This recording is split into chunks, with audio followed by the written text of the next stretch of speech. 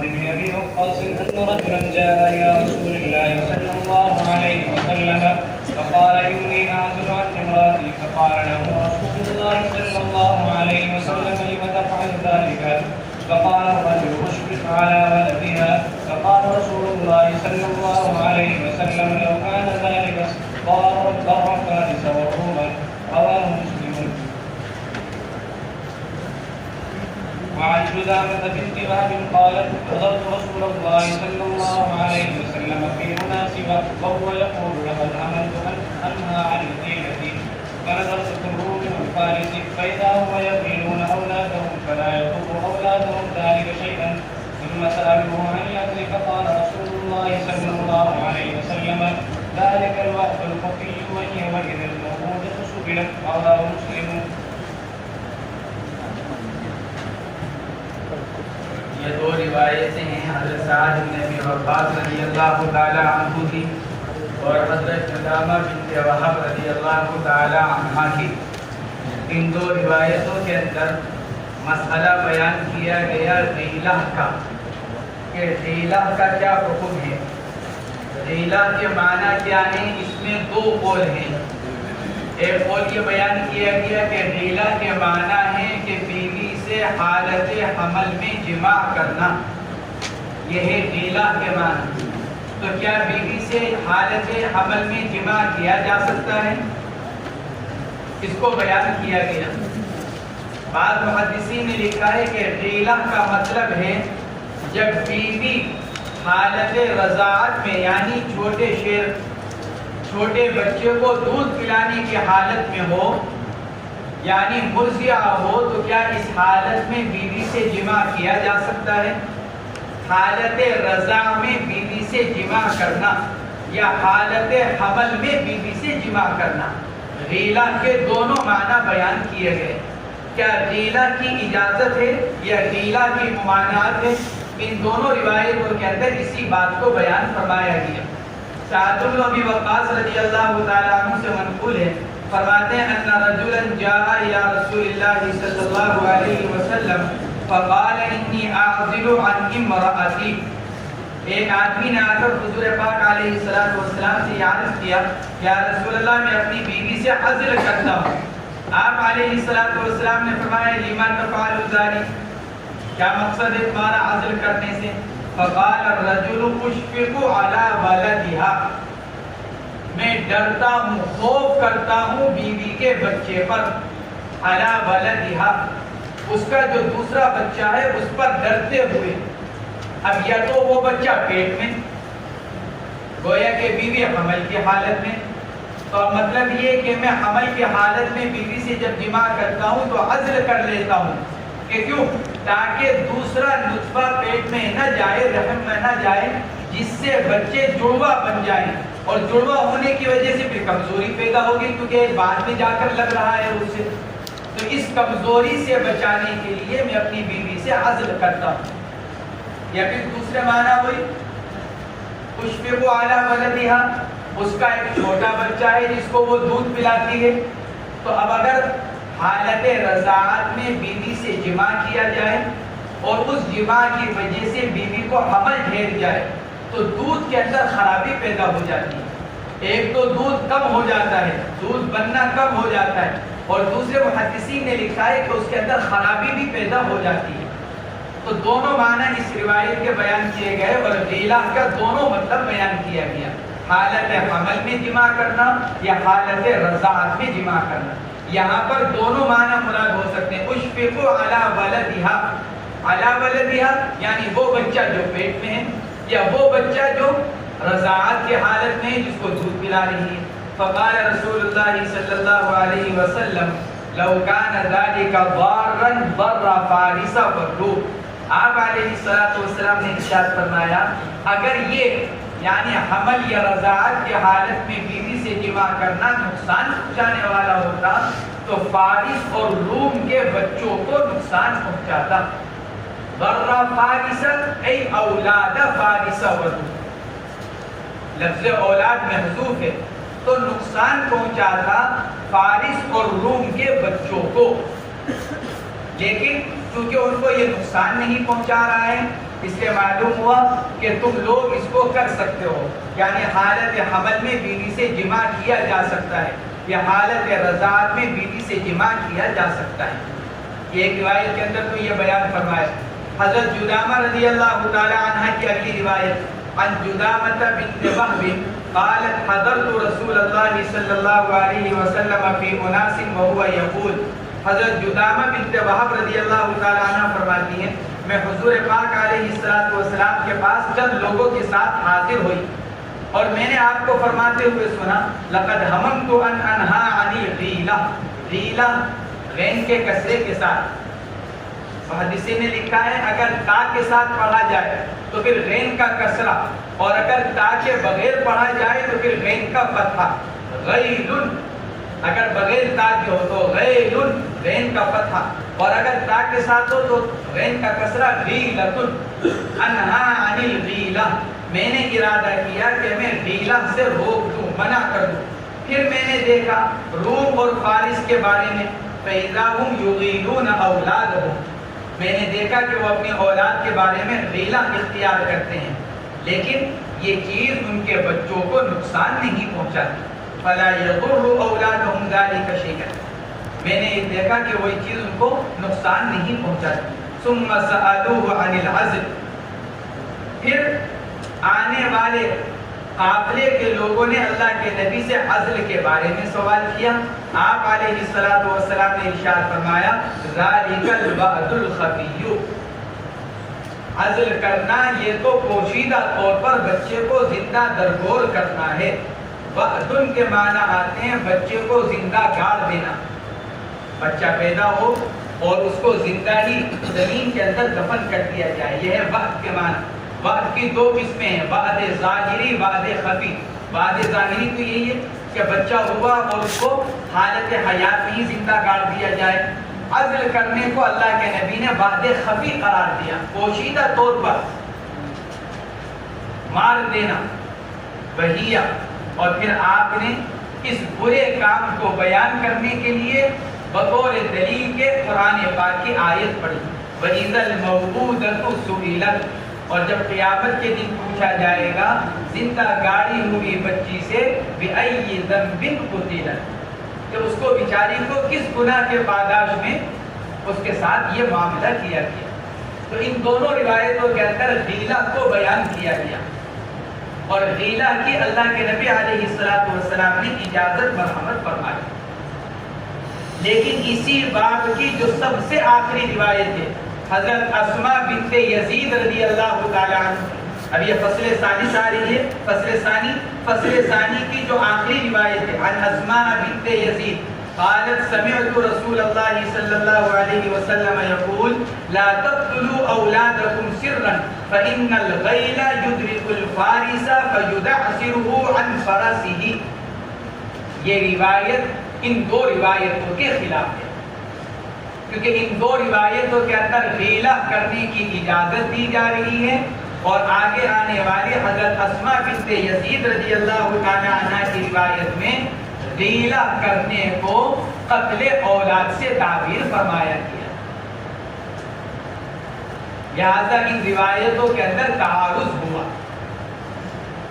محدثین نے دونوں کے درمیان میں جمع یہ فرمایا کہ جن روایتوں کے اندر اللہ کے نبی علیہ السلام نے غیلہ کرنے سے منع کیا ہے یہ ممانعت بطور شفقت کے ہے، بطور حکم شرعی نہیں ہے۔ آپ علیہ السلام نے جن روایتوں کے اندر غیلہ سے منع فرمایا ان روایات کے اندر نہیں، اور ممانعت وہ بطور شفقت کے ہیں، بطور حکم شرعی کے نہیں ہے۔ دوسرا جواب یہ دیا گیا کہ جن روایتوں میں اللہ کے نبی نے یہ فرمایا کہ میں نے یہ چاہا کہ میں منع کروں، پھر میں نے دیکھا فارس اور روم کے لوگوں کو کہ وہ غیلہ کرتے ہیں لیکن اس سے ان کی اولاد کو کوئی نقصان نہیں پہنچتا، اس لیے میں نے منع کرنے کا ارادہ نکال دیا۔ یہاں اللہ کے نبی جو نفی کر رہے ہیں وہ نہیں ہے، تحریم کی نفی فرما رہے ہیں، گویا کہ یہ عمل مکروہ تحریمی یا حرام نہیں ہے۔ اور جن روایات کے اندر اللہ کے نبی علیہ السلام سے ممانعت نقل کی جا رہی ہے اور اس کو قتل اولاد سے تعبیر کیا جا رہا ہے، وہاں نہیں سے مراد نہیں یہ تنزیہی ہے، یعنی بہتر نہیں ہے کہ یہ معاملہ کیا جائے اور اچھا نہیں ہے کہ یہ کام کیا جائے کہ جس کی وجہ سے آدمی کو اور جس کی وجہ سے ہونے والے بچے کو کسی طرح کا کوئی نقصان پہنچ سکے۔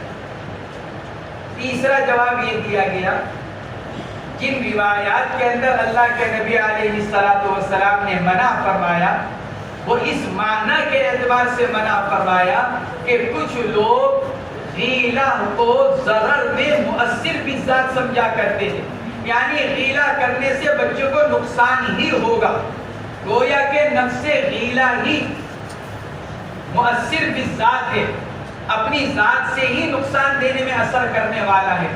تو چونکہ یہ عقیدہ اسلامی عقائد کے خلاف تھا، کیونکہ مؤثر بالذات تو صرف اللہ کی ہے، اس لیے اللہ کے نبی علیہ السلام نے غیلہ کرنے کی جو ممانعت تھی اس ممانعت کو بیان نہیں فرمایا، اور جن روایات میں اللہ کے نبی نے غیلہ کے نقصان کو بیان کیا، جیسے حضرت اسماء بنت یزید لا تقتلوا اولادکم سرا، وہاں اللہ کے نبی علیہ السلام نے غیلہ کے سبب ضرر ہونے کو بیان فرمایا، اور جہاں منع نہیں کیا وہاں اس کا مؤثر بالذات ہونے کی نفی فرمائی۔ ایک جواب اس کا یہ دیا گیا، اور چوتھا جواب یہ دیا گیا، اللہ کے نبی نے جو فرمایا لا تقتلوا اولادکم سرا، یہ بھی اللہ کے نبی نے اپنے اجتہاد سے فرمایا، اور پھر آگے بعد میں اوپر کی جو روایتیں ہیں کہ میں نے فارس اور روم کے لوگوں کو دیکھا کہ وہ غیلہ کرتے ہیں، بچوں کو نقصان نہیں ہوتا، اس لیے میں نے منع کرنے کا ارادہ نکال دیا، یہ بھی اللہ کے نبی نے اپنے اجتہاد سے فرمایا۔ پہلے اللہ کے نبی نے عربوں کو دیکھا، عرب لوگ غیلہ کرتے تھے جس کی وجہ سے عربوں کے بچے کمزور ہو جایا کرتے تھے، حمل کی حالت میں بیوی سے جمع کیا، اب جو بچہ پیدا ہو رہا ہے وہ کمزور پیدا ہو رہا ہے، بیوی چھوٹے بچے کو دودھ پلا رہی ہے شیر خارگی کے زمانے میں، اب اس وقت بیوی سے جمع کیا جس کی وجہ سے دودھ کے اندر خرابی پیدا ہوئی، اور اس دودھ نے بچے کو مضبوط نہیں کیا جو بچہ دودھ پی رہا ہے۔ اللہ کے نبی علیہ السلام نے جب یہ دیکھا کہ عربوں میں غیلہ کرنے سے بچوں میں نقصان ہو رہا ہے اور بچوں میں کمزوری پیدا ہو رہی ہے، تو اللہ کے نبی نے یہ فرمایا لا تقتلوا اولادکم سرا، یا آپ نے ممانعت فرمائی۔ لیکن جب بعد میں اللہ کے نبی علیہ السلام نے فارس اور روم کے لوگوں کو دیکھا کہ وہ بھی غیلہ کرتے ہیں لیکن اس کی وجہ سے ان کے بچوں کے اندر کسی طرح کی کمزوری نہیں آتی، تو پھر اللہ کے نبی علیہ السلام نے وہ ارشاد فرمایا جو اوپر حضرت جدامہ اور حضرت سعد بن ابی وقاص رضی اللہ تعالیٰ عنہ کی روایت میں نقل کیا گیا کہ میں نے ارادہ کیا تھا غیلہ سے منع کرنے سے، لیکن فارس اور روم کے لوگوں کو جب دیکھا اور پتہ چلا کہ ان کے بچوں کو کوئی نقصان نہیں ہو رہا ہے تو میں نے منع کرنے کا ارادہ نکال دیا۔ تو گویا کہ دونوں باتیں اللہ کے نبی نے اپنی اجتہاد سے فرمائی، پہلے اجتہاد عربوں کو دیکھ کر تھا، دوسرا اجتہاد روم اور فارس کے لوگوں کو دیکھ کر تھا۔ اب کون سی روایتیں راجح ہیں؟ بعض حضرات نے ممانعت کی روایت کو راجح قرار دیا اور بعض حضرات نے جواز کی۔ حضرات جمہور علماء جواز کے قائل ہیں، حالت حمل میں بیوی سے جمع کرنا جائز ہے، حالت رضاعت میں بیوی سے جمع کرنا جائز ہے، الا یہ کہ کوئی ماہر تجربے کار ڈاکٹر یہ کہہ دے کہ ان ایام میں بیوی سے جمع اس کی صحت کو یا بچے کی صحت کو نقصان پہنچائے گا تو اس سے جمع کرنے سے احتراز کیا جائے، لیکن یہ صرف طبی حکم ہے، شرعی حکم نہیں ہے۔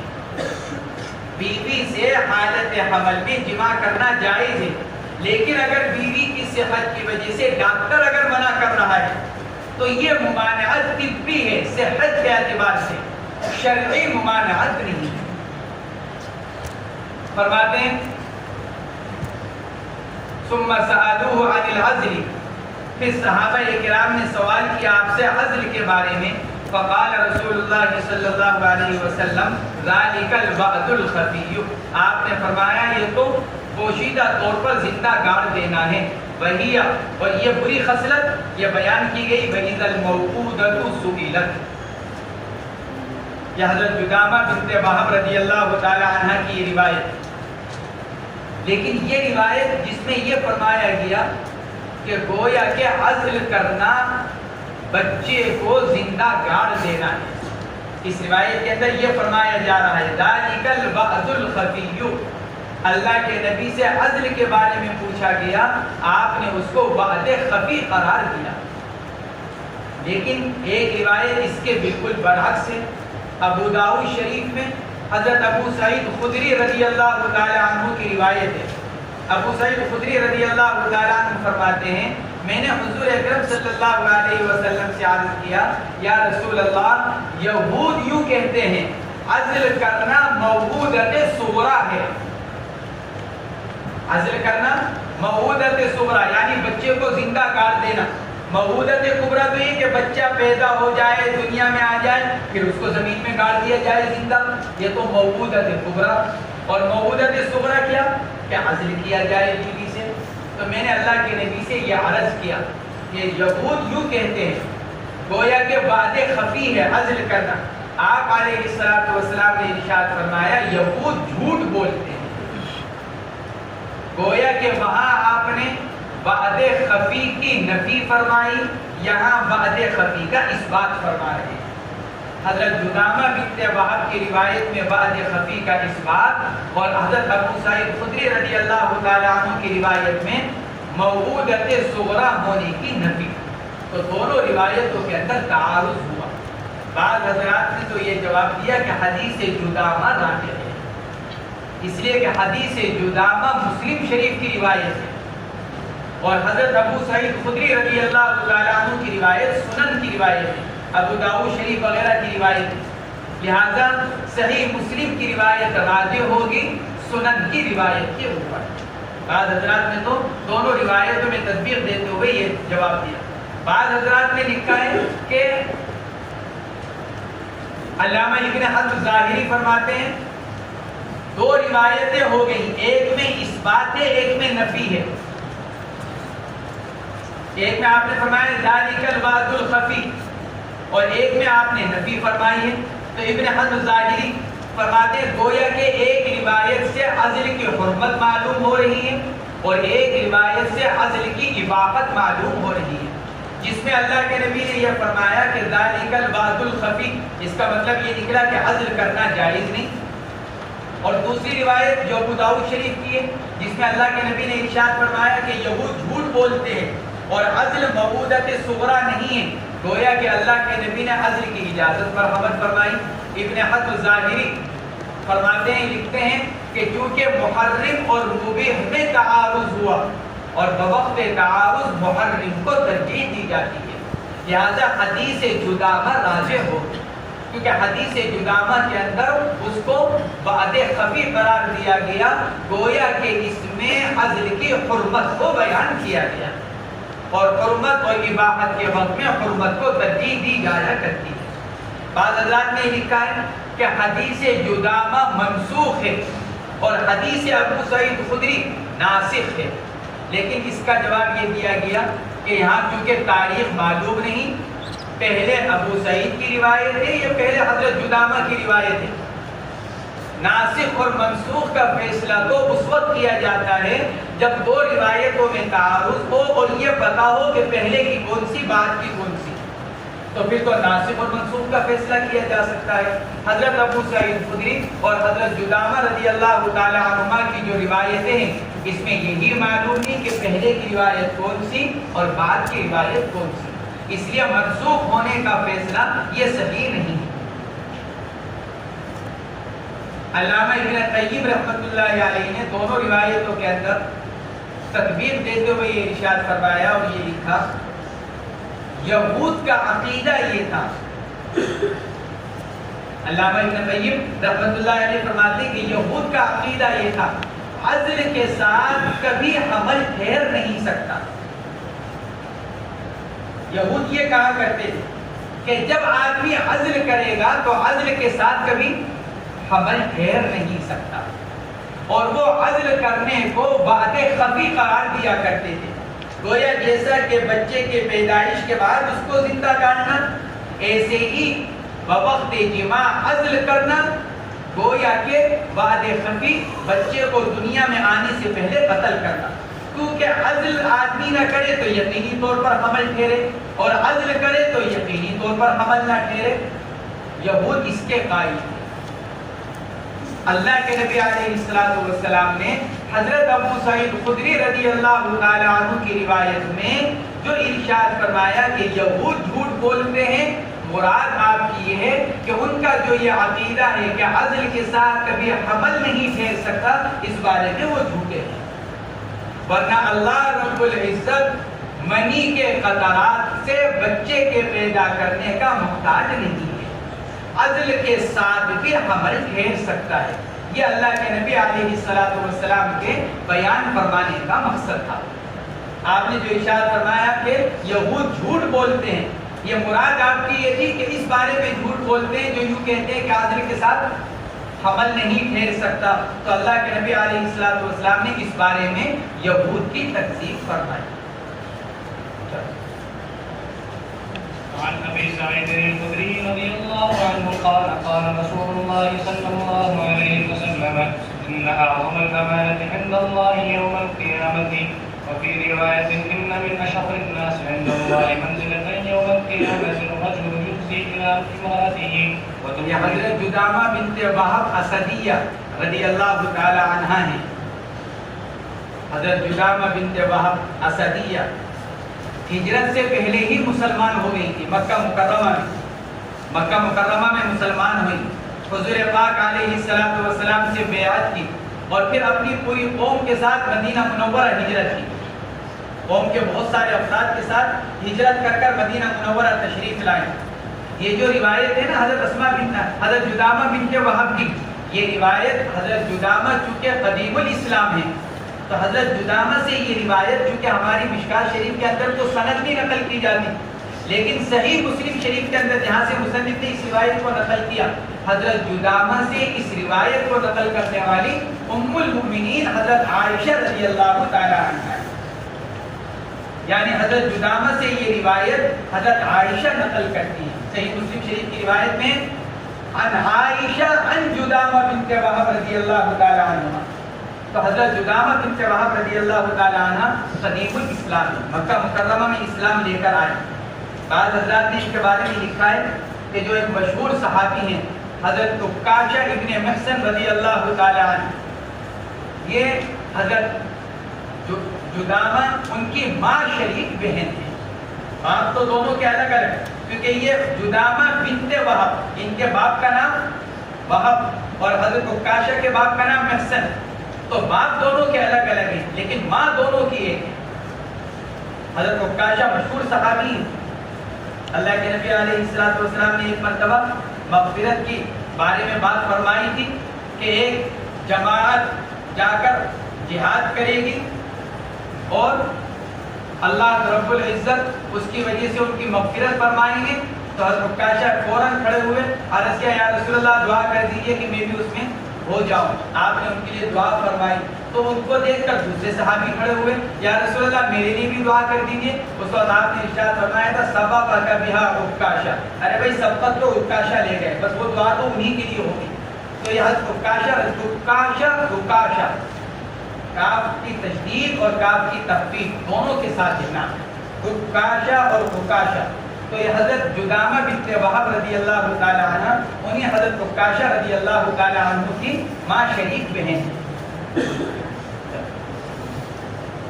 وفي رواية إن من أشر الناس عند الله منزلة يوم القيامة الرجل يفزي إلى امرأته وتفزي إليه ثم ينشر سرها، رواه مسلم۔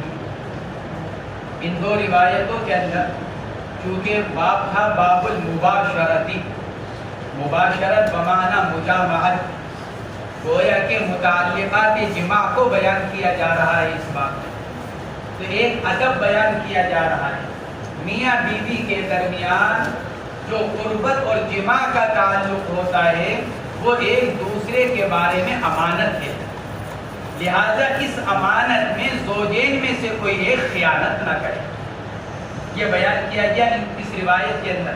حضرت ابو سعید خدری رضی اللہ تعالیٰ عنہ کی اس روایت سے گویا کہ زوجین کے جو امور ہیں وہ ایک کا دوسرے کے حق میں امانت ہے، لہٰذا اس امانت میں خیانت نہ کی جائے، اچھی بات ہو یا بری بات، بوقت جماع بوقت قربت جو دونوں کے درمیان میں جو حالات پیش آ رہے ہیں وہ ایک دوسرے کے حق میں امانت ہے، لہٰذا اس امانت کو میں خیانت نہ کی جائے، ایک دوسرے کے باتوں کو باہر نقل کر کر میاں بیوی کے بارے میں کوئی بات کرے یا بیوی میاں کے بارے میں کوئی بات کرے، شرعاً اس کی اجازت نہیں۔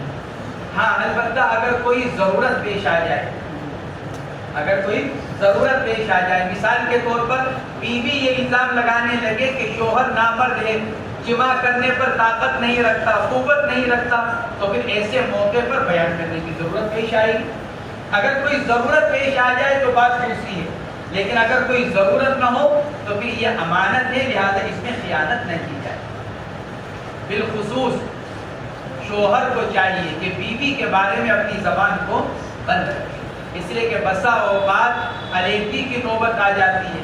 اگر آدمی اپنی بیوی کی برائیاں دوسروں کے سامنے نقل کرے گا تو آگے چل کر اس کے لیے دشواریاں پیش آ سکتی ہیں، نیز اس کا اثر اولاد کے اوپر بھی پڑتا ہے۔ اگر آدمی اپنی بیوی کی برائیاں بیان کرے یا اس کو سب کے سامنے کچھ کہے تو اس کی عظمت، اس کی وقعت اولاد کے دل میں سے نکلتی ہے، جس کی وجہ سے پھر ماں اپنی اولاد کی تربیت نہیں کر پاتی، کیونکہ اولاد کو یہ محسوس ہونے لگتا ہے کہ میری ماں کی کوئی اہمیت نہیں ہے اور میری ماں کی اپنی کوئی عزت نہیں ہے، تو اولاد پھر ماں کی نہیں سنتی۔ واقعہ لکھا ہے محدثین نے اسی حدیث کی شرح کرتے ہوئے، ایک آدمی نے اپنی بیوی کو طلاق دینے کا ارادہ کیا، لوگوں نے کہا آپ کیوں طلاق دینا چاہ رہے ہیں اس کو؟ فرمایا کہ وہ میری بیوی ہے، میں اس کے سامنے اس کی برائیاں دوسروں کے سامنے کیسے بیان کروں؟ ابھی تو میری بیوی ہے۔ ایک آدمی نے طلاق دینی چاہیے اپنی بیوی کو، تو جیسے کہ لوگ پوچھتے ہیں ارے بھائی کیا بات ہے، کیوں آپ طلاق دے رہے ہیں؟ تو اس نے کہا کہ بھائی میری بیوی ہے، میں اس کی برائی نہیں بیان کر سکتا۔ طلاق ایک الگ مسئلہ ہے، لیکن بیوی ہونے کی حیثیت سے میں اس کی برائی بیان نہیں کر سکتا۔ پھر طلاق دے دی۔ طلاق ہو جانے کے بعد پھر لوگوں نے آ کر پوچھا بھائی تم نے اپنی اس بیوی کو طلاق کیوں دے دی؟ کہنے لگے جب وہ میری بیوی کی، جب میں نے اس کی برائی بیان نہیں کی، طلاق دیے جانے کے بعد تو وہ اجنبیہ ہو گئی، اب اجنبیہ کی کیسے برائی بیان کروں؟ اس وقت بیوی تھی تو بیوی ہونے کی وجہ سے میں نے اس کی برائی کو نقل نہیں کیا، اب وہ میرے حق میں ایک اجنبیہ عورت ہو چکی ہے، تو پھر میں ایک اجنبیہ عورت کی برائی کیوں بیان کروں؟ تو یہ ایک دوسرے کے جو معاملات ہیں یہ کیا ہے؟ امانت۔ اس کو حدیث پاک میں فرمایا جا رہا ہے سب سے بڑی خیانت یہ ہے تنہائی کی باتوں کو لوگوں کے سامنے بیان کیا جائے۔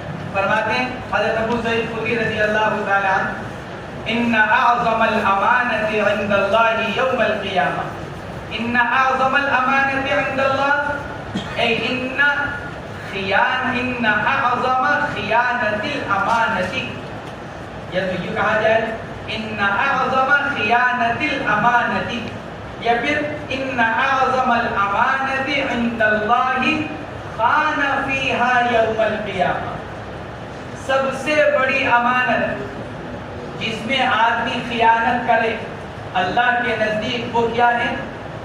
اگلی روایت میں فرمایا گیا ان من اشر الناس، اشر اس میں تفضیل کا صیغہ شر سے، اشر اس میں سب سے بدتر آدمی اللہ کے نزدیک قیامت کے دن مرتبے کے اعتبار سے وہ آدمی، الرجل وہ آدمی، یفضی الی امرأتہ وتفضی الیہ، افضا کے معنی جمع کرنا، وہ آدمی جو اپنی بیوی سے بیوی تک پہنچے یعنی بیوی سے جمع کرے، اور وہ عورت جو اپنے شوہر تک پہنچے یعنی شوہر سے جمع کرے، ثم ینشر سرہا، اور پھر کیا کرے؟ اپنی پوشیدہ رات کی پوشیدہ باتوں کو لوگوں کے سامنے بیان کرے۔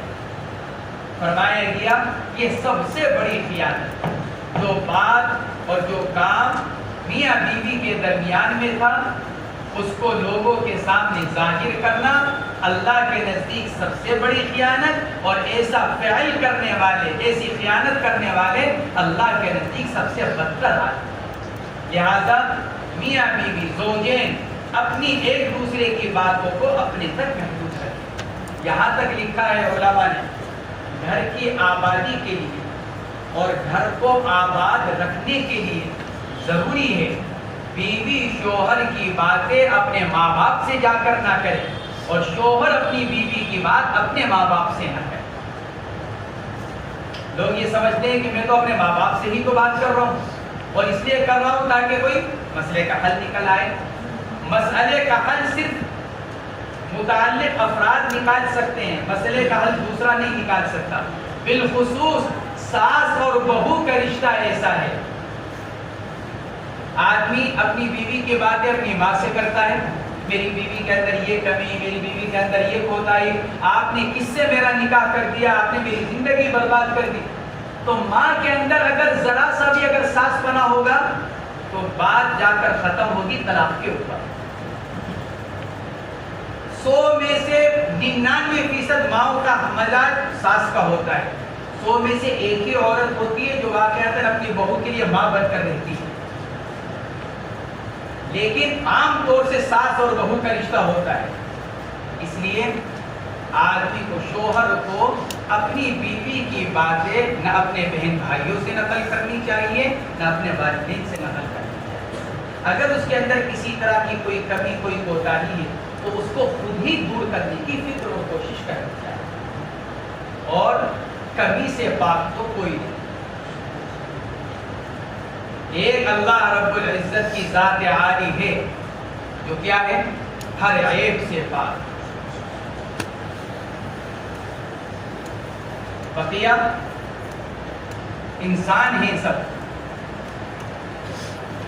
حضرت حسان رضی اللہ تعالیٰ عنہ نے حضور اکرم صلی اللہ علیہ وسلم کے بارے میں جو اشعار کہے تھے، یا تو بس اللہ، اللہ کے بعد اللہ کے نبی، اس کے بعد ہر ایک کے اندر کوئی نہ کوئی عیب موجود ہے، ہر ایک کے اندر۔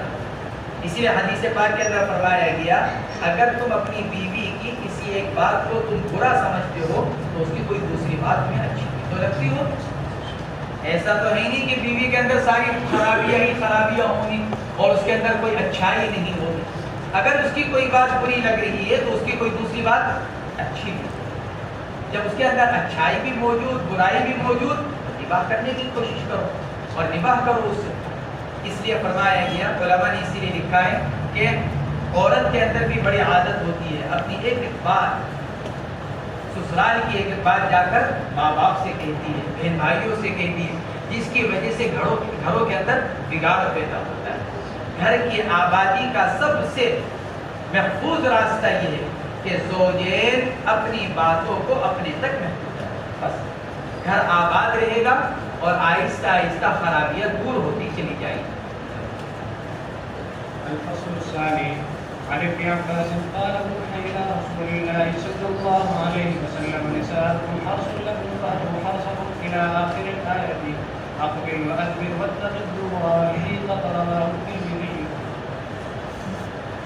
عن ابن عباس رضی اللہ عنہما قال اوحي الى رسول الله صلى الله عليه وسلم نساؤكم حرث لكم فاتوا حرثكم الآیہ۔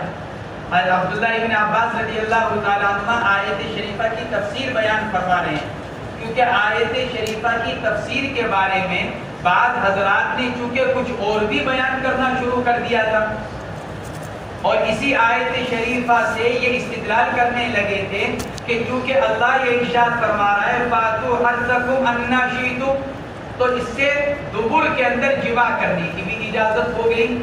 تو اس لیے حضرت عبداللہ ابن عباس رضی اللہ تعالیٰ عنہما نے اس آیت شریفہ کی تفسیر کو بیان فرمایا۔ فرماتے ہیں اقبل و ادبر، آگے سے آؤ یا پیچھے سے، پیچھے سے مراد یعنی پیچھے کی طرف سے قبول میں جمع کرنا، اسی لیے فرمایا واتق الدبر، پخانے کے مقام میں جمع کرنے سے بچو، والحیضۃ، اور جب عورت حیض کی حالت میں ہو تو اس وقت اس سے جمع کرنے سے بچو۔ حضرت عبداللہ ابن عباس رضی اللہ تعالیٰ عنہ نے اس آیت شریفہ کی تفسیر کرتے ہوئے ارشاد فرمایا تاکہ ان لوگوں کو جواب ہو جائے جو اسی آیت شریفہ سے دبر میں جماع کے جواز پر استدلال کرتے ہیں۔ رواہ الترمذی، فرماتے ہیں امام ترمذی نے اس روایت کو نقل کیا، لیکن یہ روایت مرفوع نہیں ہے بلکہ موقوف ہے۔ کیونکہ عبداللہ ابن عباس کا قول نقل کیا جا رہا ہے. یہ نہیں کہ عبداللہ ابن عباس یہ فرما رہے ہو کہ اللہ کے نبی علیہ السلام نے یہ ارشاد فرمایا، بلکہ یہ عبداللہ ابن عباس کا اپنا قول ہے. اس لیے یہ روایت مرفوع یعنی نبی کریم علیہ السلام سے نقل نہیں کی جا رہی ہے، بلکہ یہ عبداللہ ابن عباس رضی اللہ تعالی عنہ سے نقل کی گئی.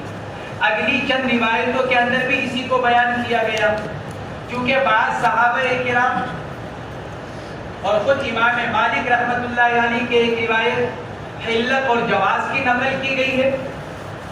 اس لیے مصنف علیہ رحمت چند روایتوں کو لے کر آئے ہیں دبر میں جماع کی ممانعت پر، کیونکہ امام مالک امام دار الہجرہ اور امام مدینہ ہیں. امام مالک رحمۃ اللہ علیہ امام مدینہ ہیں، مدینہ منورہ کے امام ہیں.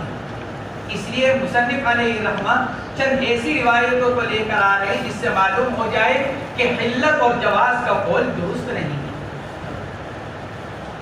وعن خزيمة بن ثابت أن النبي صلى الله عليه وسلم قال إن الله لا يستحيي من الحق لا تأتوا النساء في أدبارهن رواه أحمد والترمذي وابن ماجه والدارمي. وعن أبي هريرة قال قال رسول الله صلى الله عليه وسلم من أتى امرأته في دبرها رواه أحمد وأبو داود.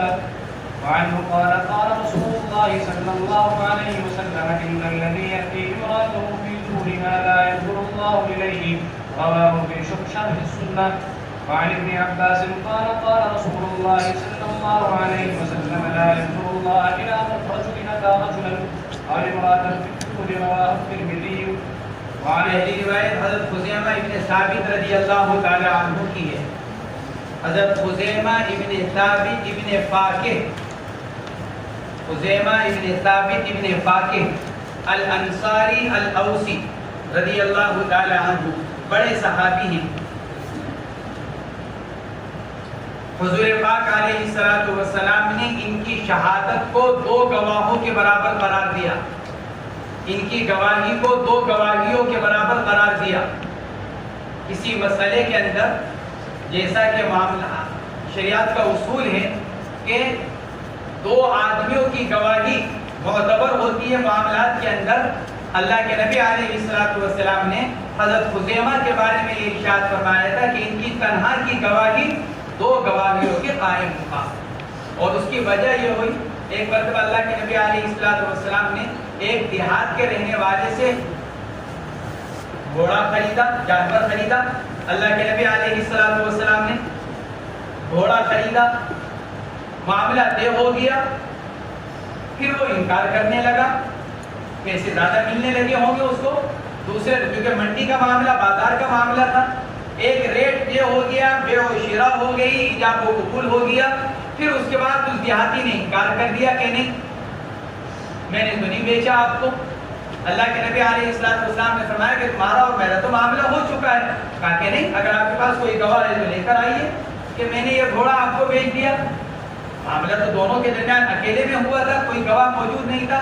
حضرت خزیمہ ابن ثابت رضی اللہ تعالیٰ عنہ آ گئے. کیا معاملہ ہو گیا کہ یہ معاملہ ہو گیا. اب میں ان سے یوں کہہ رہا ہوں کہ اگر تمہارے پاس کوئی گواہ ہے تو لے کر آؤ. حضرت خزیمہ نے کہا میں گواہ ہوں. حضرت خزیمہ نے فوراً کہا کہ میں گواہ ہوں کہ تو نے اللہ کے نبی کو یہ گھوڑا بھیجا. وہ تو کہہ چکا تھا کہ اگر کوئی گواہ ہے تو لاؤ، میں تمہیں دے دوں گا گھوڑا. حضرت خزیمہ رضی اللہ تعالیٰ عنہ کی گواہی پر اس کو وہ گھوڑا تو دینا پڑا اللہ کے نبی کو. بعد میں اللہ کے نبی علیہ السلام نے ارشاد فرمایا، خزیمہ تم تو موجود نہیں تھے، پھر تم نے کیسے گواہی دی؟ تم نے تو ایک ایسے معاملے پر گواہی دی جو تمہارے سامنے موجود نہیں، تمہارے سامنے جس کا وقوع نہیں ہوا. حضرت خزیمہ رضی اللہ تعالیٰ عنہ نے جواب میں عرض کیا، یا رسول اللہ، ہم آپ کی تصدیق آسمان کی باتوں پر کرتے ہیں تو کیا زمین کی باتوں پر ہم آپ کی تصدیق نہیں کریں گے؟ آپ ہمارے سے آ کر یوں کہتے ہیں اللہ نے یوں فرمایا، اللہ نے یہ نازل کیا، ہم تو ان باتوں پر آپ کی تصدیق کرنے والے. تو کیا یہ دنیاوی معاملات اور دنیاوی کاموں کے بارے میں کیا ہم یہ گمان کر سکتے ہیں کہ نعوذ باللہ آپ غلط بیانی کر رہے ہوں گے؟ جب ہم آپ کی ان باتوں پر تصدیق کرتے ہیں تو یہ تو دنیاوی معاملات. اس پر اللہ کے نبی علیہ السلام نے ارشاد فرمایا تھا، خزیمہ کی گواہی 2 کے برابر. اور آپ نے ان دونوں کی گواہی کو 2 کے برابر قرار دیا. ایک مرتبہ انصار کے جو 2 قبیلے ہیں، اوس اور خزرج، دو بڑے قبیلے ہیں انصار کے، اوس اور خزرج، دونوں کے درمیان میں کچکار سنی ہو گئی، تو ایک دوسرے کے اوپر فخریہ باتوں کو بیان کر رہے ہیں، ہمارے میں یہ، ہمارے میں یہ، ہر ایک دوسرے کے اوپر اپنی فخر کی باتوں کو بیان کر رہا تھا۔ تو قبیلہ اوس نے بطور فخر اپنی یہی بات بیان کی، ہمارے میں ایک آدمی ایسا ہے تمہارے میں نہیں ہے جس کی ایک کی گواہی کو اللہ کے نبی نے دو کے برابر کرا۔ تو یہ حضرت اوس حضرت خزیمہ ابن ثابت رضی اللہ تعالی عنہ بدر کی جنگ میں شریک ہوئے، اور بدر کے بعد پھر جتنے معرکے ہوئے ان میں بھی شریک رہے۔ بعض حضرات نے لکھا ہے کہ نہیں، بدر کے بعد جتنے معرکے ہوئے ان میں حضرت خزیمہ رضی اللہ تعالی عنہ کی شرکت ثابت ہے۔ جنگ جمل اور جنگ صفین میں حضرت علی رضی اللہ تعالی عنہ کے ساتھ تھے، لیکن قتال نہیں کیا، لڑے نہیں۔ جنگ صفین میں جب حضرت عمار رضی اللہ تعالی عنہ شہید ہوئے تو حضرت عمار کی تلوار لے کر جنگ شروع کی حضرت خزیمہ رضی اللہ تعالی عنہ، اور پھر اس وقت تک لڑتے رہے جب تک کہ شہید نہیں ہو گئے۔ سن 37 ہجری میں جنگ صفین ہوئی ہے، تو گویا کہ سن 37 ہجری میں حضرت خزیمہ ابن ثابت رضی اللہ تعالی عنہ کی شہادت ہوئی۔ انہی نے ایک مرتبہ خواب دیکھا حضرت خزیمہ رضی اللہ تعالی عنہ، اور آ کر اللہ کے نبی کو اپنا خواب سنایا۔ اللہ کے نبی، میں نے رات میں خواب میں دیکھا کہ جیسا کہ میں آپ کے پیشانی پر سجدہ کر رہا ہوں، جیسے لوگ زمین پر سجدہ کرتے ہیں، میں نے دیکھا کہ میں آپ کی پیشانی پر سجدہ کر رہا ہوں۔ حدیثی نے لکھا ہے حضرت خزیمہ رضی اللہ تعالیٰ عنہ نے جب خواب بیان کیا، اللہ کے نبی فوراً لیٹ گئے زمین پر، اللہ کے نبی سیدھے لیٹ گئے، اور سیدھے لیٹ کر ارشاد فرمایا، خزیمہ اپنے خواب کو پورا کر دو، یعنی آ جاؤ میری پیشانی پر سجدہ کر۔ یا اللہ کے نبی علیہ السلام نے حضرت خزیمہ رضی اللہ تعالیٰ عنہ کو موقع مرحمت کرایا اپنی پیشانی پر سجدہ کرنے کا، کیونکہ انہوں نے خواب میں دیکھا تھا کہ میں اللہ کے نبی کی پیشانی پر سجدہ کر رہا ہوں، گویا کہ اپنی پیشانی کو اللہ کے نبی کی پیشانی پر رکھ رہا ہوں، کیونکہ پیشانی کو زمین پر رکھنے کا نام سجدہ ہے۔ سجدہ نام ہے کس کا؟ پیشانی کو زمین پر رکھنے کا۔ تو گویا کہ انہوں نے خواب میں یہ دیکھا تھا کہ میں اپنی پیشانی اللہ کے نبی کی پیشانی پر رکھ رہا ہوں، سجدہ کر رہا ہوں، تو اللہ کے نبی فوراً لیٹ گئے زمین پر، اور یہ ارشاد فرمایا کہ خزیمہ صدق رؤیا، اپنے خواب کو سچا کر لو، یعنی اپنے خواب کو پورا کر لو جو خواب تم نے دیکھا ہے۔ تو یہ پہلی روایت حضرت خزیمہ ابن ثابت رضی اللہ تعالی عنہ کی ہے۔ فرماتے ہیں حضور پاک علیہ السلام نے ارشاد فرمایا، ان اللہ لا یستحیی من الحق لا تأتوا النساء فی ادبارہن، اللہ رب العزت نہیں شرماتے ہیں حق بات کے بیان کرنے سے، نہ آؤ عورتوں پر ان کی دبر میں، ادبار جمع دبر کی۔ ان اللہ لا یستحیی من الحق، حیا اس تغیر کو کہتے ہیں جو اپنے پر عیب لگنے کے بعد اور کوئی برائی بیان کیے جانے کے بعد انسان کی طبیعت میں پیدا ہوتا ہے، اس تغیر کو حیا کہتے ہیں۔ آج کسی کوئی غلطی ہو جاتی ہے تو لوگ کیا کہتے ہیں، ارے فلاں آدمی کو بڑا شرما رہا، شرم اس کو کہتے ہیں، حیا کیا؟ وہ تغیر جو کسی عیب کے بیان کرنے پر یا کسی برائی کے منسوخ کرنے پر آدمی کی طبیعت میں جو تغیر پیدا ہوتا ہے، اس تغیر کو حیا کہا جاتا ہے۔ اللہ رب العزت تو اس سے پاک ہے، اللہ کسی بھی طرح کے تغیر سے پاک، اور اللہ کسی بھی طرح کے عیب سے پاک، اس لیے اللہ رب العزت کے حق میں حیا کے حقیقی معنی مراد نہیں ہوتے، بلکہ اللہ رب العزت کے لیے جب حیا کا لفظ استعمال کیا جاتا ہے تو وہاں مجازی معنی مراد ہوتے ہیں، اور مجازی معنی کیا ہے؟ ترک کرنا، چھوڑنا۔ تو اب یہاں پر معنی ہوں گے ان اللہ لا یستحیی من الحق، اللہ رب العزت حق اور سچی بات کے بیان کرنے سے نہیں رکتے، نہیں شرماتے، یعنی نہیں رکتے، جو بات صحیح ہوتی ہے اللہ رب العزت اس کو بیان فرماتے ہیں۔ اور کیا بیان فرمایا اللہ نے؟ لا تأتوا النساء فی ادبارہن۔ سوال یہ پیدا ہوتا ہے، بیان تو کون فرما رہے ہیں؟ نبی علیہ السلام، بیان تو اللہ کے نبی ارشاد فرما رہے ہیں، تو آپ کو یہ عرض فرمانا چاہیے تھا میں حق بات کے کہنے سے نہیں شرماتا، میں حق بات کے کہنے سے نہیں شرماتا، لہذا عورتوں سے ان کے دبر میں جماع مت کرو، آپ کو یہ فرمانا چاہیے تھا، لیکن کیا فرمایا؟ ان اللہ لا یستحیی من الحق۔ علماء نے لکھا ہے یہ نہیں کی مبالغے کو بیان کرنے کے لیے، ممانعت کے مبالغے کو بیان کرنے کے لیے اپنی طرف منسوخ کرنے کے بجائے اللہ کی طرف جو منسوخ کیا جا رہا ہے وہ اس لیے تاکہ یہ بتلایا جا سکے کہ یہ کتنا برا فعل ہے، اس لیے اللہ کی طرف اس کی نسبت فرما رہے ہیں ان اللہ لا یستحیی من الحق، تاکہ حکم کی اہمیت اور فعل بد کی برائی میں مبالغہ ہو جائے۔ یہ اتنا برا فعل ہے کہ اس کی نسبت، اور اتنا اہم حکم ہے کہ اس کی نسبت اللہ کے نبی علیہ الصلوۃ والسلام اپنی طرف کرنے کے بجائے اللہ رب العزت کی طرف فرما رہے ہیں ان اللہ لا یستحیی من الحق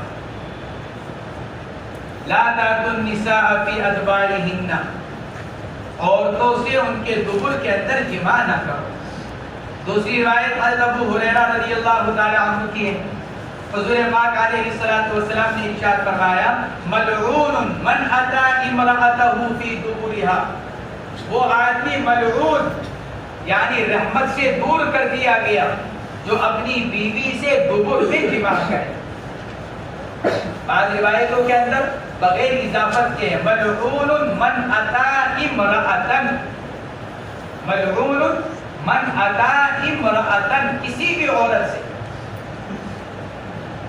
اب اگر کوئی آدمی اپنی بیوی سے دبر میں جماع کرے تو حرام ہے، لیکن حد نہیں لگے گی کیونکہ اس کی اپنی بیوی ہے، لیکن تعزیر کی جائے گی۔ لیکن اگر کوئی آدمی اجنبیہ عورت سے دبر میں جماع کرے، جمہور علماء فرماتے ہیں زنا کے حکم میں ہے، لہذا وہی سزا جو زنا کی سزا، جیسے زنا کرنے پر سزا ہے حد ہے، جمہور علماء فرماتے ہیں اگر کوئی آدمی کسی اجنبی عورت سے دبر میں جماع کر لے تو پھر اس کے اوپر وہی سزا جو زنا کی سزا، اگر جماع کرنے والا شادی شدہ ہے تو سنسار کیا جائے گا، اور اگر غیر شادی شدہ ہے تمہارا ہے تو کوڑے لگائے جائیں گے۔ حضرات حنفیہ یہ فرماتے ہیں کہ کسی عورت سے اگر دبر میں جماع کیا جائے تو اس کی وجہ سے اس پر حد زنا جاری نہیں ہوگی بلکہ اس کو تعزیر کی جائے گی۔ تعزیر کے بارے میں امام کو اختیار ہے جتنی چاہے سخت دے دے، سزا تعزیر بمعنی سزا، سزا کے بارے میں حد تو شریعت کی طرف سے متعین ہے، اتنی ہوگی، اس سے زیادہ نہیں ہوگی، اس سے کم نہیں ہوگی۔ تعزیر کے بارے میں امام کو اختیار ہوتا ہے، وہ اپنی ثواب دید سے جو مناسب سمجھے وہ سزا دے۔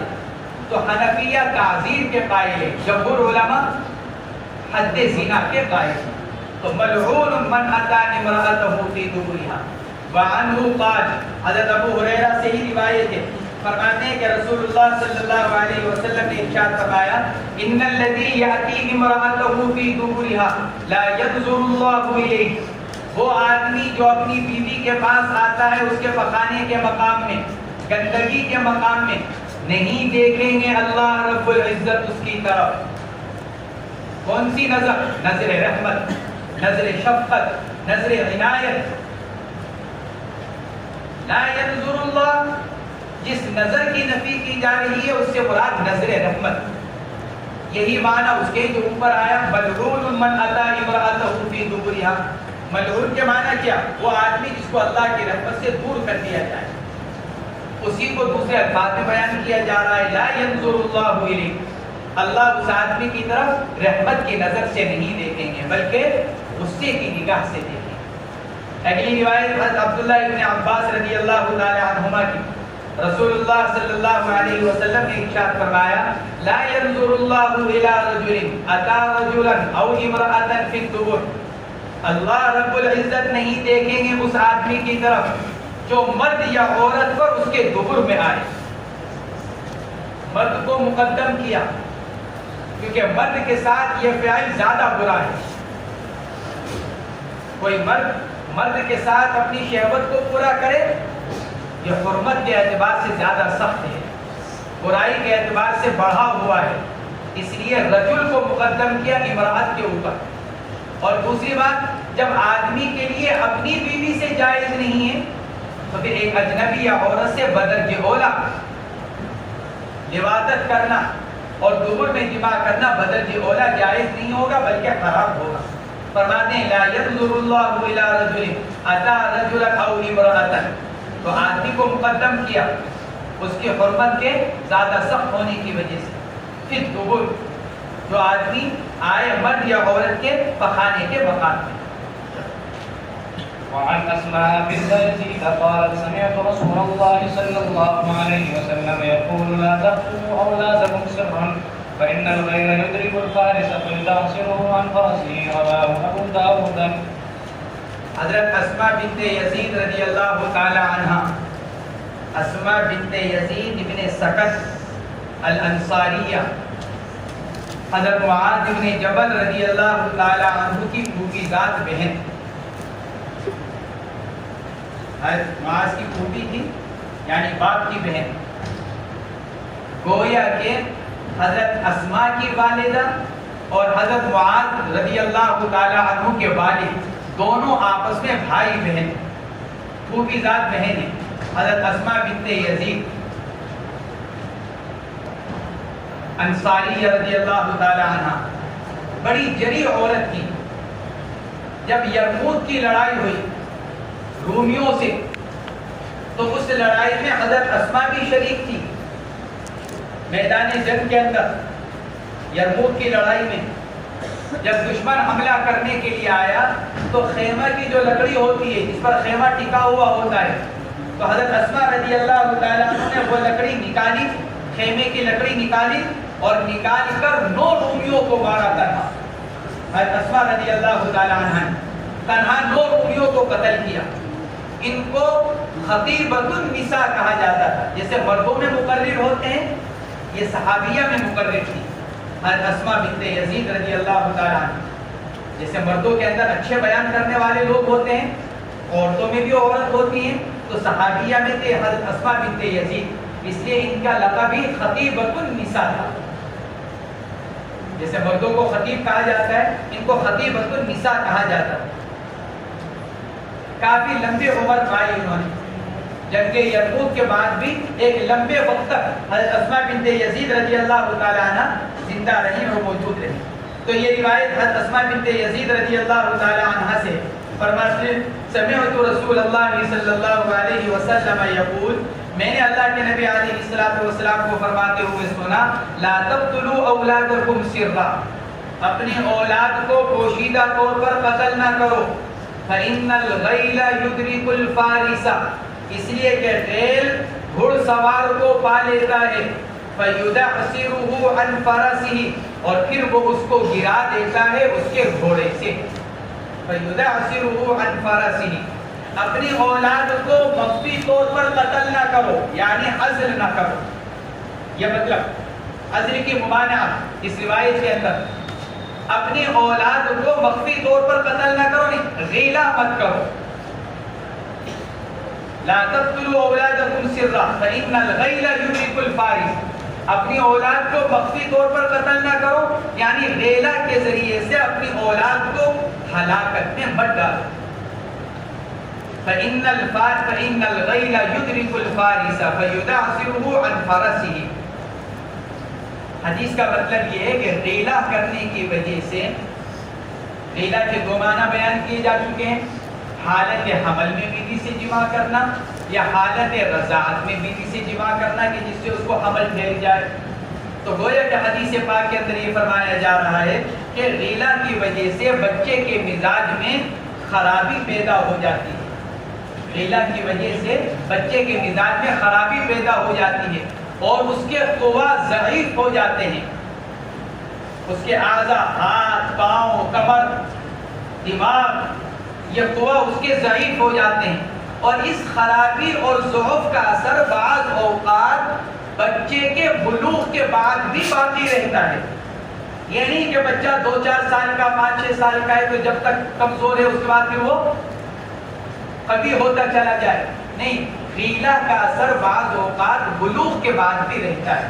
اور پھر بلوغ کے بعد جب یہ بچہ میدان جنگ میں پہنچتا ہے ضرورت کے وقت میں، اب یہ بڑا ہو گیا، جنگ کی نوبت آ گئی، اور اب یہ بچہ جو غیلہ کے ذریعے سے دنیا میں آیا ہے اور کمزور ہے، جب یہ میدان جنگ میں پہنچتا ہے تو میدان جنگ میں پہنچنے کے بعد یہ دشمن کا سامنا نہیں کر پاتا اور بہت جلدی دشمن کے مقابلے پر نیچے گر جاتا ہے۔ دشمن اس کو گھوڑے سے گرا دیتا ہے، مار کر، زخمی کر کر۔ تو اس سب کا سبب کیا بن رہا ہے؟ باپ کا غیلہ کرنا۔ گویا کہ اس وقت جا کر جو بچہ مر رہا ہے، گھوڑے سے گر رہا ہے، اس سب کا سبب کیا بنا؟ یہ باپ کا غیلہ کرنا۔ تو اللہ کے نبی علیہ السلام یہ ارشاد فرما رہے ہیں اپنی اولاد کو قتل مت کرو، یعنی آگے چل کر اپنی اولاد کے قتل ہونے کا ذریعہ مت بنو۔ کیا مطلب؟ یعنی غیلہ مت کرو۔ یہ حدیث پاک کے اندر گویا کہ اس کی برائی کو بیان فرمایا گیا۔ فَإِنَّ الْغَيْلَ يُدْرِكُ الْفَارِسَ فَيُدَعْصِرُهُ دَعْصَرَ يُدَعْصِرُ اے يُسْقِطُهُ وَيَسْرَعُهُ، پچھاڑ دیتا ہے، گرا دیتا ہے اس بچے کو اس کے گھوڑے سے۔ تو یہ چیز اس کے حق میں ایسی ہے جیسا کہ اس کو پہلے ہی قتل کر دیا گیا۔ وہ بچہ اب بعد میں جا کر میدان جنگ میں قتل ہو رہا ہے، گویا کہ باپ نے اس کو پہلے ہی قتل کر دیا۔ تو تم خود اپنی اولاد کو قتل کرنے والے مت بنو۔ یہ اللہ کے نبی علیہ السلام گویا کہ یہ ارشاد فرما رہے ہیں لا تقتلوا اولادکم سرا فإن الغیل یدرک الفارس فیدعصره عن فرسه رواه ابو داؤد۔ الفصل الثالث عن عمر بن الخطاب رضي الله عنه قال نهى رسول الله صلى الله عليه وسلم أن يعزل عن الحرة إلا بإذنها رواه ابن ماجه۔ یہ تیسری روایت حضرت عمر رضی اللہ تعالی عنہ سے منقول ہے، فرماتے ہیں نہا رسول اللہ صلی اللہ علیہ وسلم ان يعزل عن الحرة الا باذنها۔ چونکہ عزل کے حکم بیان کیا گیا، عزل سے متعلق روایات بیان کی گئی، اس لیے اب یہاں پر یہ بتلایا جا رہا ہے کہ چونکہ جماع بیوی کا حق ہے، جماع بیوی کا حق ہے، عزل کے اندر پورے طور پر سیرابی نہیں ہوتی، لہذا جب آدمی عزل کرتا ہے تو بیوی کا حق مارا جاتا ہے۔ عزل کرنے سے نمبر 1 جماع مکمل طور پر نہیں ہوتا، نمبر 2 عزل کرنے سے اولاد پیدا نہیں ہوتی، اور یہ دونوں بیوی کا حق ہے۔ جماع کے ذریعے سے سیرابی اور جماع کے ذریعے سے بچہ، یہ دونوں حق ہیں کس کا؟ عورت کا، بیوی کا۔ اب جب شوہر عزل کر رہا ہے تو گویا کہ بیوی کے حق میں کوتاہی کر رہا ہے، اس لیے فرمایا جا رہا ہے کہ بیوی کی اجازت کے بغیر عزل کرنے کی اجازت نہیں۔ پہلے بیوی سے اجازت لی جائے بشرطے کہ بیوی آزاد ہو۔ لا يعزل نہا ان يعزل عن الحرة الا باذنها۔ حضرات ائمہ ثلاثہ اس پر متفق ہیں، امام ابو حنیفہ، امام مالک، امام احمد بن حنبل، تینوں ائمہ اس پر متفق ہیں کہ آزاد بیوی سے اس کی اجازت کے بغیر عزل کرنا جائز نہیں ہے۔ ہاں باندی اگر ہے، آدمی کی اپنی باندی ہے تو باندی سے اس کی اجازت کے بغیر عزل کیا جا سکتا ہے، کیونکہ آدمی باندی سے صرف اپنی شہوت پوری کرنا چاہتا ہے، باندی سے اولاد نہیں چاہتا، اور اولاد باندی کا حق نہیں ہے، اور جماع باندی کا حق نہیں ہے۔ باندی سے جماع کرنے کی رخصت اللہ رب العزت نے آقا کو دی ہے، وما ملکت ایمانکم، اللہ نے آقا کو رخصت دی ہے باندی سے جماع کرنے کی۔ جماع باندی کا حق نہیں ہے اور اولاد باندی کا حق نہیں ہے، لہذا باندی کی اجازت کے بغیر اس سے عزل کیا جا سکتا ہے، لیکن کیونکہ جماع اور اولاد بیوی کا حق ہے، لہذا آزاد بیوی سے اس کی اجازت کے بغیر عزل نہیں کیا جائے گا۔ یہ حضرات جمہور علماء ائمہ ثلاثہ کا مذہب ہے۔ حضرت امام شافعی رحمۃ اللہ علیہ سے دونوں طرح کی روایت ہے، آزاد بیوی کے بارے میں، باندی کے بارے میں تو کیونکہ خود روایت یہ کہہ رہی ہے ان يعزل عن الحرة الا باذنها، جس سے معلوم ہو رہا ہے کہ باندی سے اجازت کے بغیر عزل کیا جا سکتا ہے۔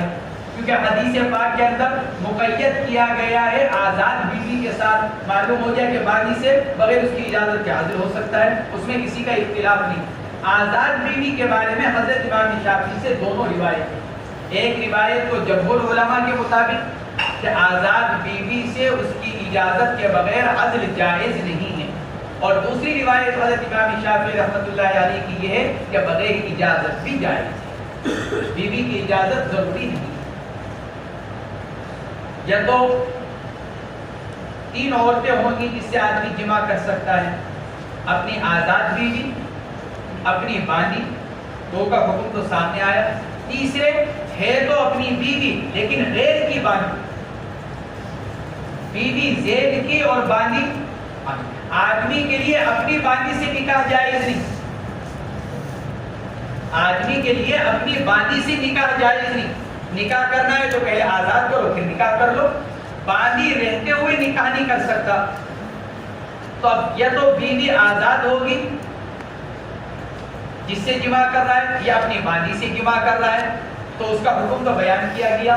تیسری عورت آدمی بیوی زید کی لیکن باندی غیر کی، تو کیا آدمی اس سے عزل کر سکتا ہے؟ یہاں عزل کر سکتا ہے۔ اجازت کس سے لے گا؟ اجازت کس سے؟ بیوی ہونے کی حیثیت سے بیوی سے، یا غیر کی ملک ہونے کی وجہ سے غیر سے؟ جمہور علماء تو فرماتے ہیں غیر سے اجازت لینی پڑے گی، آقا سے، کیونکہ یہ باندی ملک ہے کس کی؟ آقا کی۔ اس کے ہاں اگر بچہ پیدا ہوگا، نسب تو شوہر سے ثابت ہوگا لیکن ملک کس کا ہوگا؟ جس کی ملک باندی ہے۔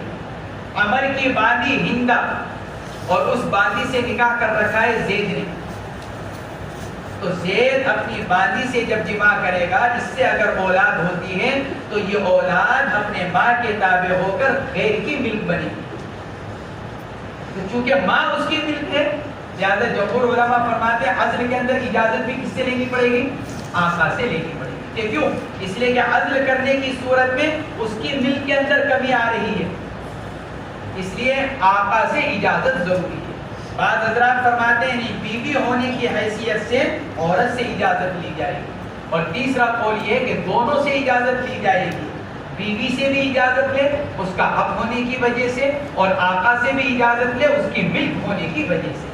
تیسرا قول اس کے اندر ہی، لیکن جمہور علماء کا قول وہی ہے کہ اگر بیوی کسی غیر کی باندی ہے تو پھر عزل کے لیے اس کے آقا کی اجازت ضروری ہے۔